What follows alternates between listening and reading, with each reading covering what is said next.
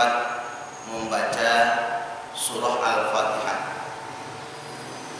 Terkait dengan surah Al-Fatihah, yang pertama kita akan membahas hukumnya. Menurut pendapat yang masyhur, yang populer maksudnya, dari kalangan mazhab Imam Abu Hanifah atau pendapat Imam Hanafi, membaca di dalam sholat itu hukumnya wajib, tapi tidak harus surah Al-Fatihah. Jadi boleh membaca surat yang lainnya. Sedangkan menurut pendapat Imam Malik, Imam Asy-Syafi'i, dan Imam Ahmad bin Hanbal atau Imam Hambali, membaca surah Al-Fatihah itu rukun sholat. Jadi perbedaan pendapat. Imam Hanafi merujuk kepada surah Al-Muzammil ayat yang ke-20, A'udzu billahi minasyaitonir rajim, faqra'u ma tayassara minal Qur'an. Maka bacalah ma tayassara, apa saja yang mudah, minal Qur'an, dari Al-Qur'an.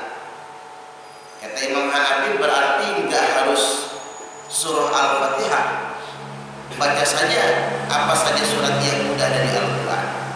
Al-Muzammil ayat 20. Hujah beliau yang kedua, sabda Nabi sallallahu alaihi wasallam, "Idza qumta ila sholati farkabbir." Apabila engkau berdiri untuk sholat, maka bertakbirlah. Tsumma qra ma tayassara ma'aka minal Qur'an. Lalu bacalah apa saja yang mudah bagimu dari Al-Qur'an. Sahih Al-Bukhari nomor 757, Sahih Muslim 397. Makanya hukum itu Pak, kalau cuman beristidlal, hukum itu kalau cuman berdalil, alangkah banyak model fatwa. Karena dalil itu banyak. Selevel ulama yang sudah paham saja mereka berbeda pendapat. Apalagi dalil-dalil mentah itu diserahkan ke kita. Kalau bahasanya itu kacau beliau Pak, kalau semua orang berfatwa berdasarkan dalil. Makanya menurut saya tradisi dikit-dikit nanya dalil itu tradisi yang tidak proporsional. Karena apa? Kita belum tentu punya kemampuan mengupas dalil itu. Kayak saya sampaikan, lebih baik tanya fatwa daripada tanya dalil. Walaupun fatwa yang disertai dalil itu lebih lengkap. Orang itu kadang begitu. Kalau kata Ustaz Abdul Somad, orang itu kalau mobil rusak tanya ke bengkel. Kalau listriknya bermasalah panggil tukang listrik.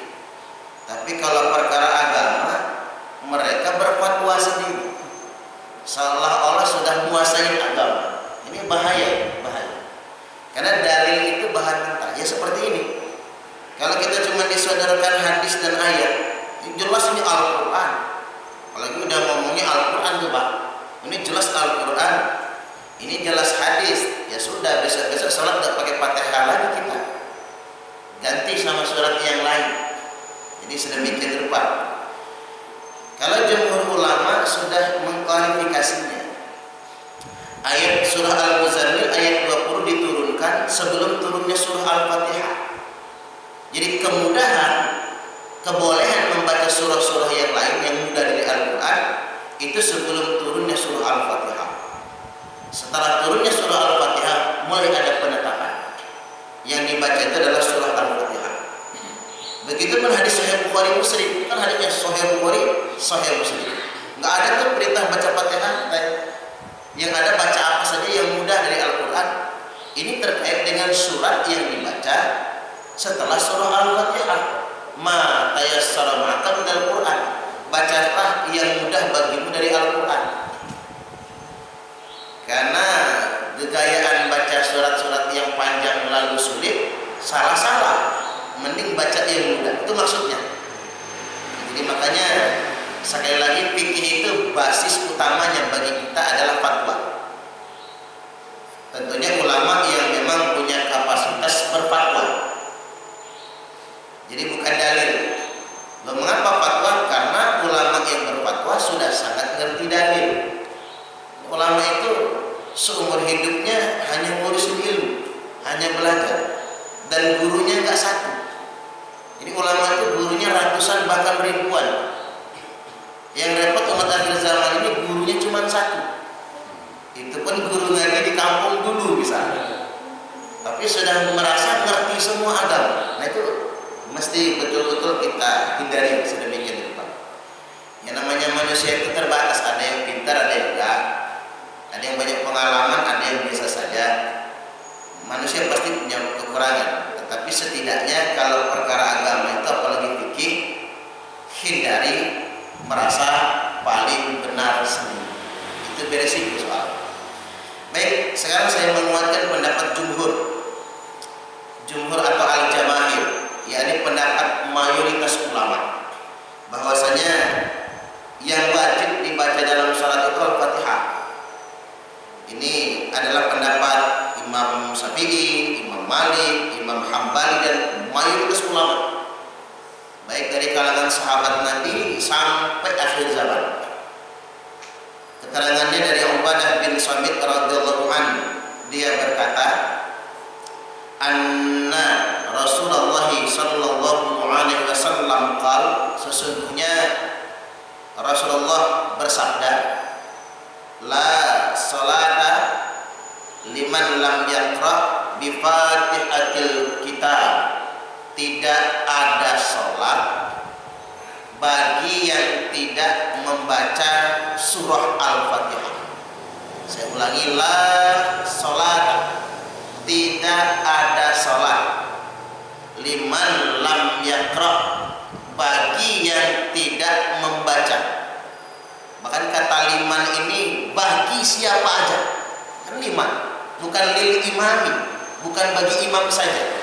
Liman, bagi siapa saja lam yaqra, yang tidak membaca bi Fatihatil Kitab, surah Al-Fatihah, tidak ada salat baginya. Sahih Al-Bukhari nomor 756, Sahih Muslim 394, Sunan At-Tirmidzi 247, dan dalam kitab-kitab hadis yang lainnya sahih muttafaqun alaih. Imam Nawawi dalam Syarah Muslim menyebutkan bahwasanya hadis ini merupakan dalil bagi Imam Syafi'i dan yang sependapat dengan beliau bahwasanya membaca surah Al-Fatihah merupakan rukun salat dan tidak sah salat apabila tidak membaca surah Al-Fatihah. Selanjutnya dalam riwayat Imam Ad-Darqutni disebutkan, la tujzi'u salatun liman lam yaqra bi Fatihatil Kitab. Kalau yang tadi la salat, tidak ada salat. Kalau di sini la tujzi'u salat, tidak sah salat, tidak boleh salat bagi orang yang tidak membaca surah Al-Fatihah. Sunan Ad-Darqutni nomor hadis 1238, juga disahihkan oleh Al-Hafiz Ibnu Hibban dan juga tercantum dalam kitab Sahih Ibnu Khuzaimah.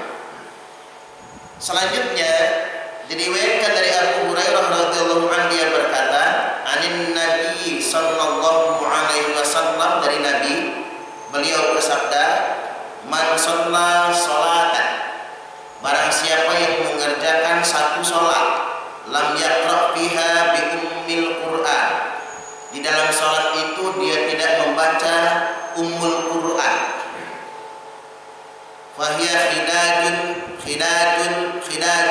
salatnya kurang dan kurang, ghairu tamam, tidaklah sempurna.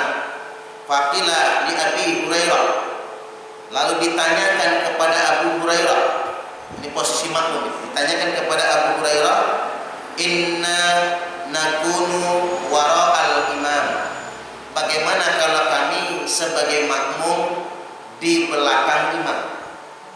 Kan katanya sholat itu tidak sempurna, kurang kalau nggak baca Al-Fatihah. Lalu bagaimana kalau kami sebagai makmum di belakang imam, iqra biha bi nafsika, maka bacalah Al-Fatihah itu pada dirimu masing-masing. Di hadis ini menunjukkan Pak, makmum saja mesti membaca surah Al-Fatihah. Bacalah Al-Fatihah itu pada dirimu masing-masing. Di sini tercantum dalam kitab Sahih Muslim nomor hadis 395, At-Tirmidzi 2953, An-Nasa'i 909, Abu Daud di Sunan Ibnu Majah, Musnad Imam Ahmad, Muwatta Imam Malik. Muslim, Tirmidzi, An-Nasa'i, Abu Daud, Ibnu Majah, Imam Malik. Jadi ada di 6 kitab induk. Dari Kutubut Tis'ah, dari 9 kitab induk tercantum di 6 kitab induk. Nah, sekarang kita bahas pendapat kajian berikutnya. Sekali lagi saya tegaskan di bagian pertama, ada 2 pendapat. Membaca Al-Fatihah itu wajib, dan ada yang mengatakan yang penting baca Quran. Tapi pendapat yang lebih kuat, wajib membaca surah Al-Fatihah. Sekarang kita masuk meningkat lagi, hukum membaca Al-Fatihah bagi makmum. Ini terjadi khilaf. Khilaf itu perbedaan pendapat. Terjadi khilafiyah, perbedaan pendapat di kalangan para ulama tentang membaca Al-Fatihah bagi makmum. Pendapat yang pertama, makmum wajib membaca Al-Fatihah secara mutlak. Makmum wajib membaca Al-Fatihah secara mutlak. Apa itu mutlak? Wajib membaca Al-Fatihah baik dalam bacaan yang sir seperti zuhur dan asar, maupun dalam bacaan yang jahar seperti maghrib, isya dan subuh. Makmum wajib membaca Al-Fatihah. Ini adalah pendapat Imam Syafi'i. Rujukannya hadis dari Ubadah bin Samit tadi. Nabi bersabda, la sholata liman lam yaqra bi Fatihatil Kitab. Tidak ada sholat liman, bagi siapa saja. Jadi bukan hanya lil imami, bukan hanya lil makmumi, bagi siapa saja yang tidak membaca Al-Fatihah. Sahih Bukhari 756, Sahih Muslim 394. Imam Nawawi menjelaskan, fihi dalili li madhhabi Syafi'i. Hadis ini tercantum dalil bagi madhab Syafi'i, wa man wafaqahu, dan yang sependapat dengan beliau, anna qiraatul Fatihah, sesungguhnya membaca surah Al-Fatihah itu wajibatun, sangat wajib, alal imami wal makmumi wal munfarid, baik bagi imam, bagi makmum, dan orang yang sholatnya sendirian, munfarid. Sarah Sahih Muslim di juz yang kedua halaman 128. Merujuk ke hadis Abu Hurairah tadi, man shalla sholatan, Nabi bersabda, barang siapa yang mengerjakan sholat, lam yaqra fiha bi ummil Quran, dia tidak membaca di dalamnya ummul Quran, yakni surah Al-Fatihah, fahiya khidajun, salatnya kurang dan kurang, ghairu tamam, tidak sempurna. Faqila li Abi Hurairah, kemudian ditanyakan, inna nakunu wara'al imam, bagaimana kalau kami sebagai makmum di belakang imam, cara bacanya kayak mana? Iqra biha bi nafsika, bacalah pada dirimu sendiri. Dijelaskan oleh Imam Nawawi, iqra'ha sirran bihaitsu tusmi'u nafsik, bacalah Al-Fatihah itu secara sir, terdengar oleh telingamu sendiri, tidak terdengar oleh orang lain. Sarah Sahih Muslim di juz yang kedua 128 untuk penjelasan hadis Sahih Muslim nomor 395. Baik, yang berikutnya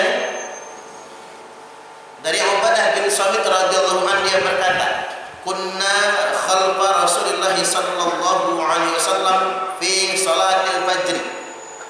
Kami salat di belakang Rasul. Kami salat di belakang Rasul, berarti makmum maksudnya. Fi salatil fajr, di dalam sholat subuh. Nah, sholat seperti sholat kita ini, di dalam sholat subuh, faqara'a Rasulullah sallallahu alaihi wasallam fataqulat alaihi qira'ah.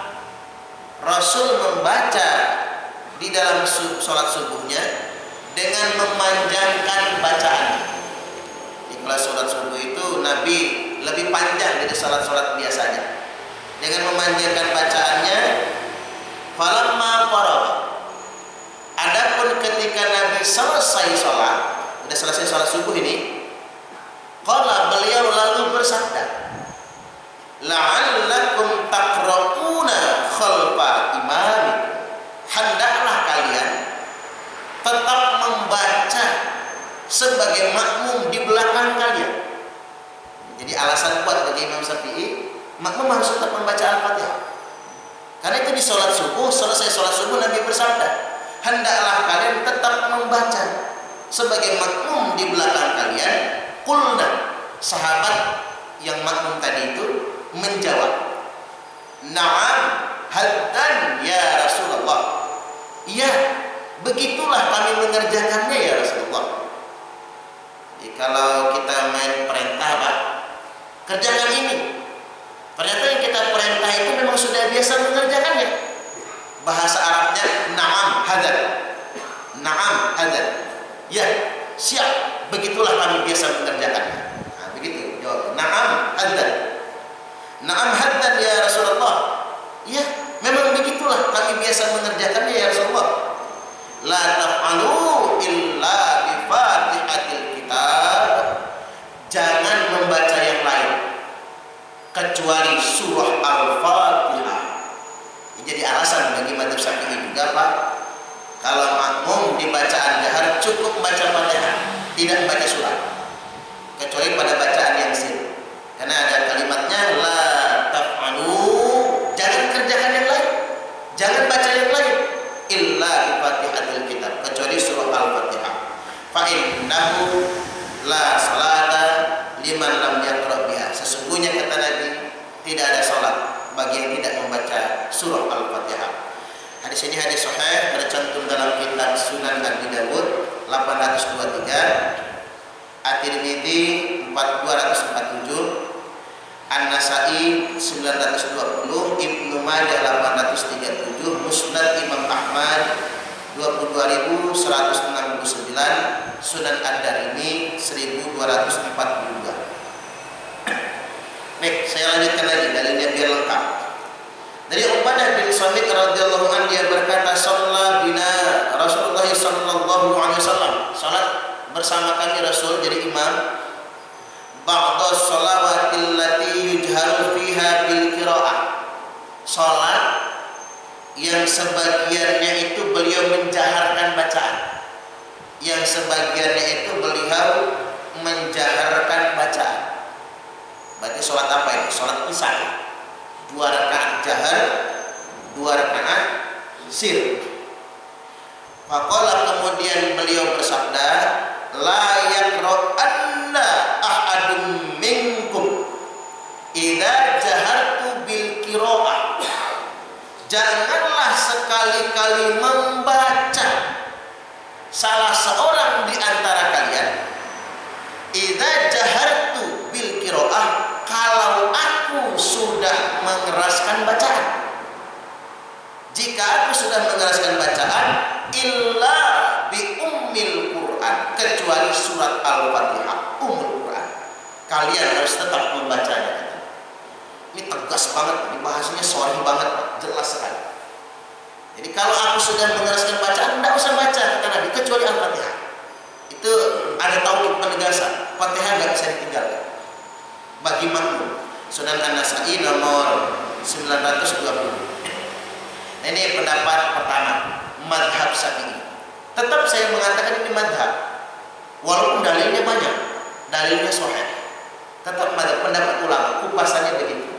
Jadi bagi makmum yang membaca Al-Fatihah, inilah jelas fatwanya, jelas dalilnya. Nah, kapan kita membaca Al-Fatihahnya? Setelah Al-Fatihahnya imam. Jadi begitu amin, makmum baca Fatihah. Makanya kalau kita perhatikan di Masjidil Haram ya Pak, Di Masjidil Haram itu habis amin, imamnya kan nggak langsung baca surat. Itu bukan narik nafasnya kelamaan, bukan. Imam itu memberi kesempatan makmum menyelesaikan Al-Fatihah. Maka agak lama. Kalau orang belum tahu, lama amat berarti. Apa imamnya ketuaan? Atau apa? Bukan. Maksudnya imam biar nanti pas imam baca surat, makmum tetap bisa nyimak. Jadi Masjidil Haram itu penggabungan pendapat Imam Syafi'i dan penggabungan pendapat Imam Hambali. Karena memang pendapat yang kuat di Masjidil Haram dan Masjid Nabawi itu Fatihah wajib dibaca bagi makmum. Itu pendapat yang kuat. Cuman masalahnya mereka menganut mazhab resmi mazhab Syafi'i negaranya. Mazhab Hambali menurut saya yang mengharuskan makmum mendengar bacaan suratnya imam. Makanya solusinya dibuat jeda. Dan ada hadisnya, Nabi setelah baca Fatihah memang tidak langsung baca surat. Beliau diam. Diamnya ini bisa mensirkan bacaan atau berdoa. Makanya di Bandar Lampung juga ada beberapa masjid antara Fatihah dengan surat itu berjeda, memberi kesempatan makmum baca Al-Fatihah. Tapi seandainya makmum imam habis Fatihah langsung surat, kapan makmum membaca Al-Fatihahnya? Ketika imam sedang membaca surat, makmum membaca Al-Fatihah. Karena membaca Al-Fatihah lebih wajib bagi makmum daripada mendengarkan bacaan suratnya imam. Sampai sedemikian rupa. Ini fatwa Imam Syafi'i. Pendapat yang kedua, makmum tidak wajib membaca Al-Fatihah sama sekali. Ini sama sekali makmum nggak usah baca Fatihah. Ini pendapat Imam Abu Hanifah alias Imam Hanafi. Jadi kalau imam sudah baca baik sir maupun jahar, zuhur maupun maghrib, makmum jangan baca. Mutlak ini berlaku secara mutlak. Dalil beliau begini, dari Jabir bin Abdullah radhiyallahu anhu, dia berkata, qala Rasulullah sallallahu alaihi wasallam, telah bersabda Rasul, man kana lahu imamun fa qiraatul imami lahu qiraah. Barang siapa yang sudah sholat bersama imam, maka bacaan imam menjadi bacaannya juga. Tak ulang ya Pak.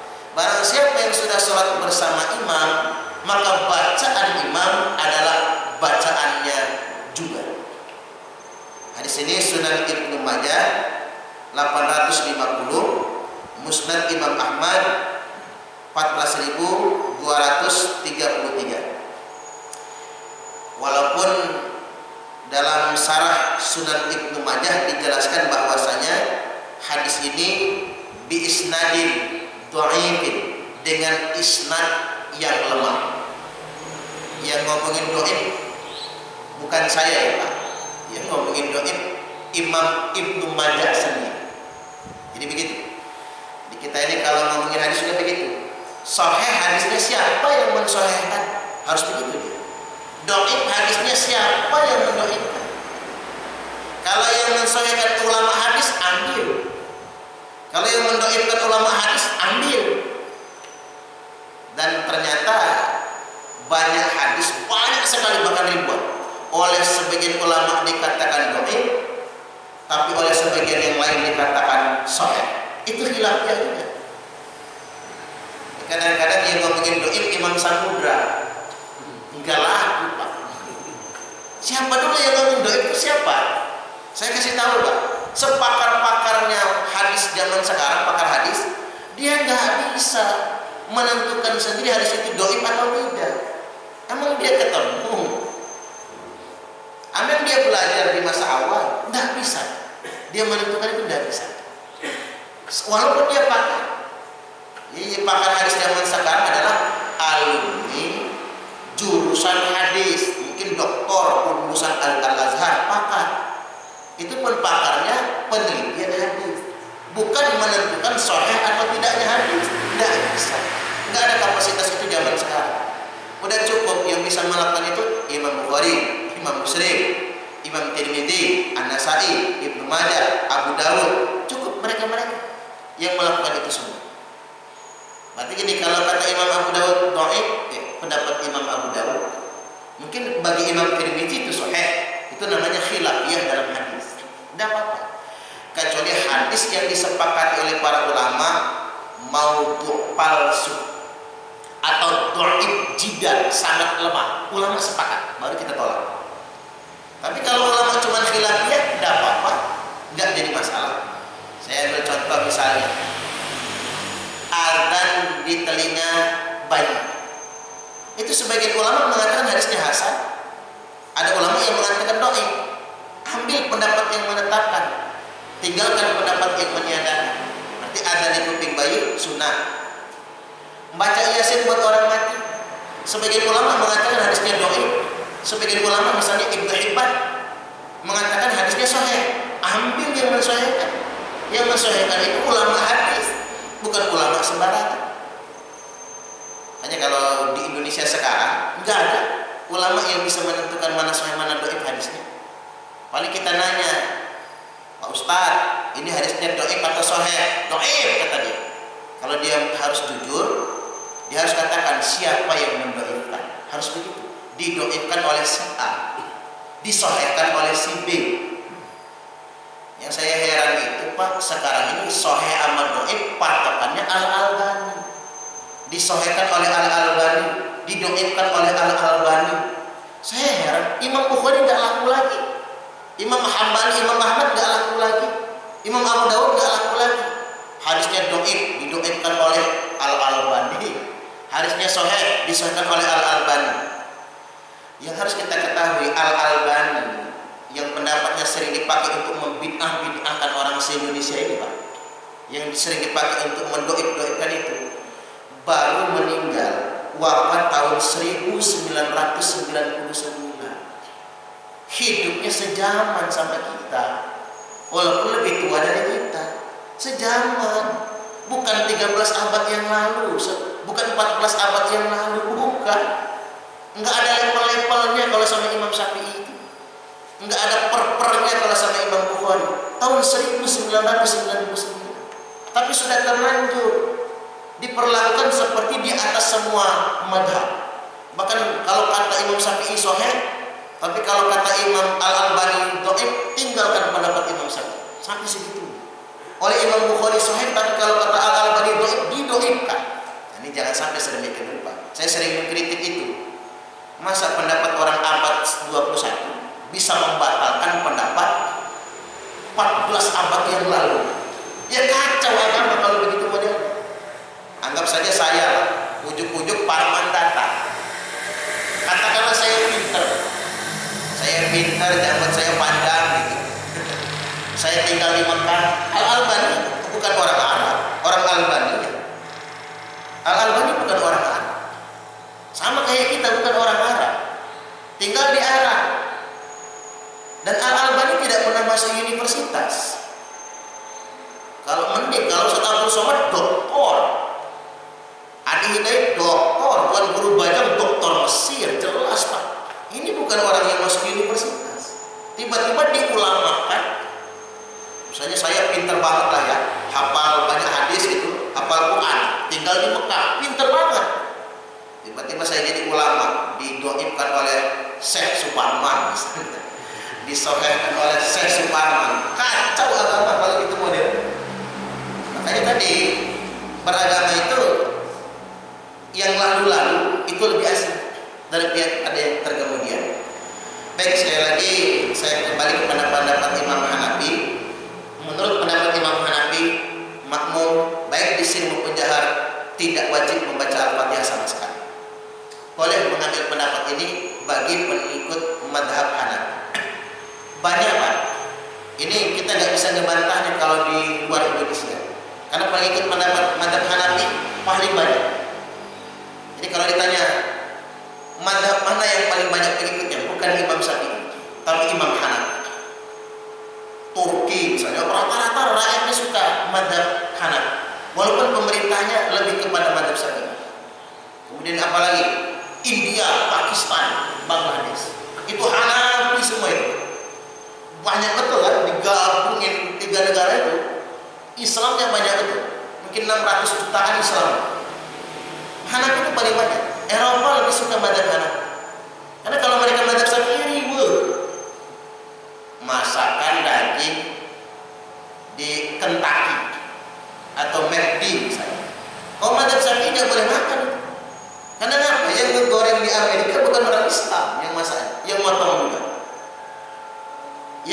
nggak bisa susah makan kalau kita bermadzhab Syafi'i. Mau masuk Kentucky, emang ada tulisan halalnya apa enggak? Kalau di Indonesia itu apa-apa harus ada sertifikat halal. Walaupun yang jualan orang Islam, usahakan yang halal. Karena kita madzhab Syafi'i, saking hati-hati. Tapi kalau madzhab Hambali, madzhab Hanafi, walaupun ahli kita Yahudi dan Nasrani, selama kita makan yang pakai Bismillah halal. Ya, jelas kan yang dimulainya itu mungkin pakai Bismillah kan. Walaupun mereka ahli kita baca Bismillah halal.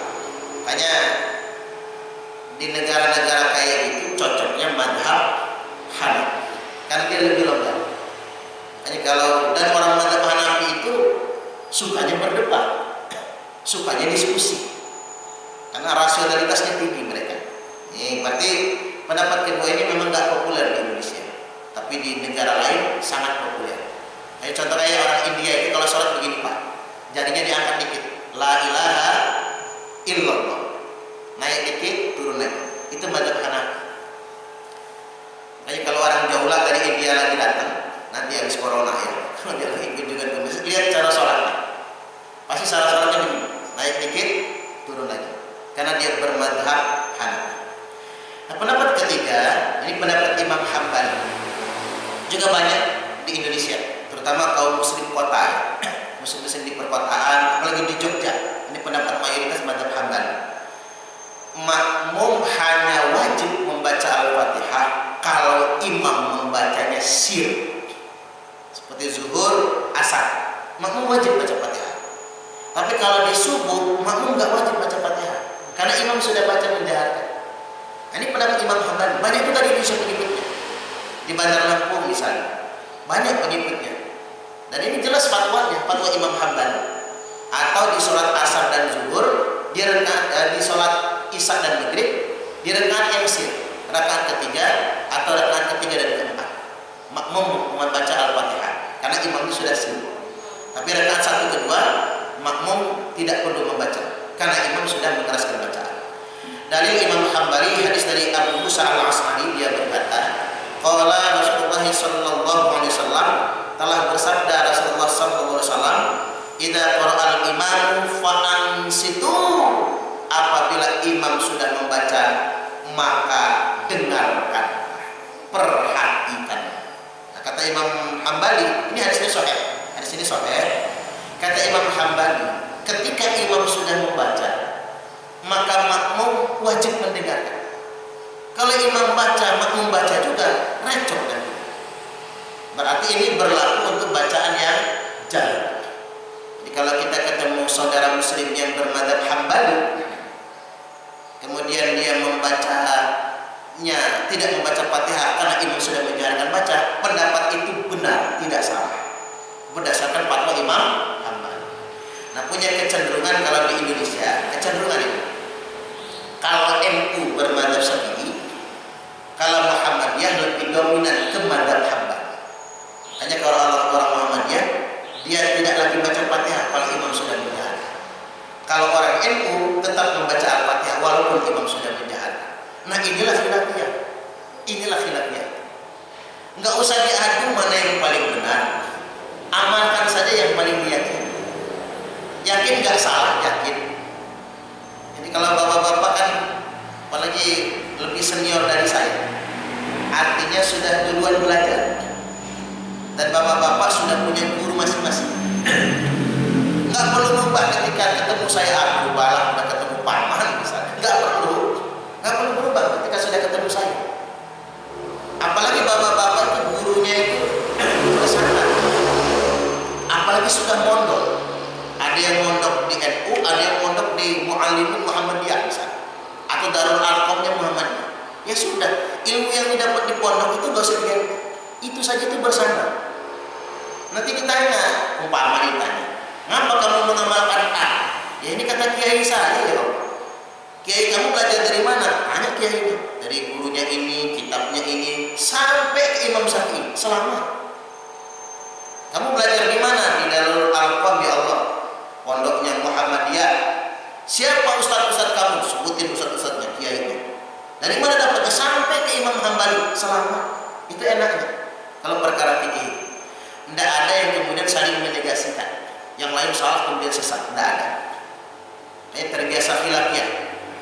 Terlalu arogan ketika kita mengklaim ini paling benar, nggak kayak ini salah. Ujung-ujungnya bid'ah. Jangan. Arogan banget, berantem hanya gara-gara Fatihah. Orang sudah terbang ke bulan, kita masih berantem Fatihah. Amerika itu sudah menguasai dunia internasional, kita masih ribut kayak ini. Hanya ini keilmuan. Mengapa kita belajar sifat salat Nabi menurut 4 madhab?